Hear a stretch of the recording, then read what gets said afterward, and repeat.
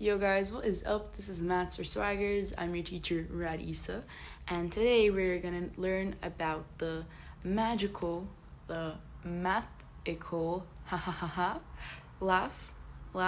PLZ, please, laugh.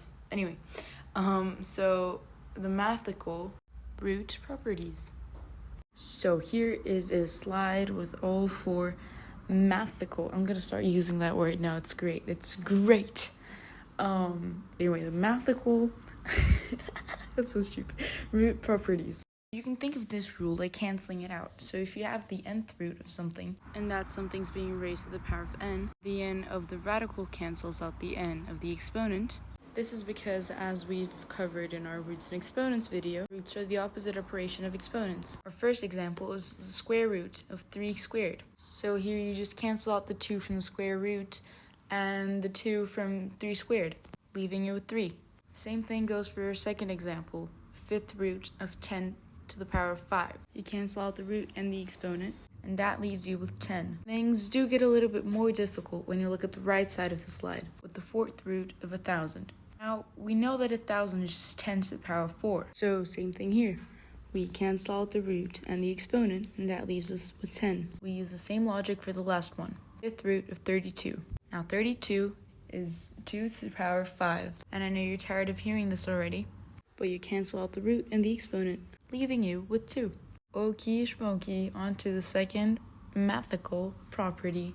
If you have a root inside another root, they're multiplying, which is exactly what you're going to do. Now, it's important to remember that this rule does not apply when the radical inside of the other one is subtracting or adding, only when it's multiplying. Okay, so on to the first example. You're going to multiply the 3 of the cube root with the 5 of the 5th root of 125, leaving you with the 15th root of 125. And we know 125 is equal to 5 cubed. Now, to simplify this expression, we can simply divide 15 and 3 by 3, which leaves us with the simple 5th root of 5. Second example, same logic. 8 times 3 is 24. 64 is 2 to the power of 6. We divide 24 and 6 by 6, and that leaves us with the 4th root of 2. Now, don't get scared if you see 3 roots stacked together or even more, because this one might even be simpler than the ones we've seen before. 2 times 2 times 2 is 8, so that's just the 8th root of 3. And for our last example, we just do 6 times 3, which is 18, leaves us with the 18th root of 5. Yay guys, halfway done. This slide might turn you into that dude from Matilda when he's looking at the board and he sees like algebra and he's like, oh my god, my brain, it hurts. But I swear it's actually very easy. Let's go through it together. Also, if any of you got that reference, please type it in the comments so I know I'm not alone. Cause I thought of that, but many people might not know what I'm talking about. So yeah, back to math, guys. If you have a radical with a fraction inside, the radical will be distributed to the numerator as well as the denominator. I made it easy for you guys on the first example. I just copied the rule, but with numbers. That's it. So on to the second one. Distribute the cube root to the numerator and then to the denominator. And will you look at that? The first property being used in real time. You cancel out the 3 from the radical and the 3 of the exponent. And you're left with a cube root of 5 to the power of 4 over 3. On to the third example. We start by doing the exact same thing, distribute. And then we get to simplify. So 4 is 2 cubed, and 27 is 3 cubed.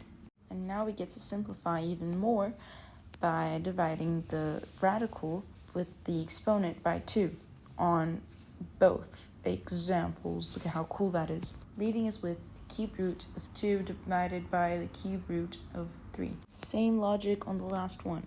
We distribute the radical to the numerator and denominator. And since the radical is the same number as the exponent, we can use the first rule and simplify. And we're left with 3 over 7. Yo guys, last mathical property. This one has the same idea as the last one, but with multiplication. It says that a root of a product can split into a product of 2 roots. This one's super useful for when you want to break complicated numbers into simpler pieces.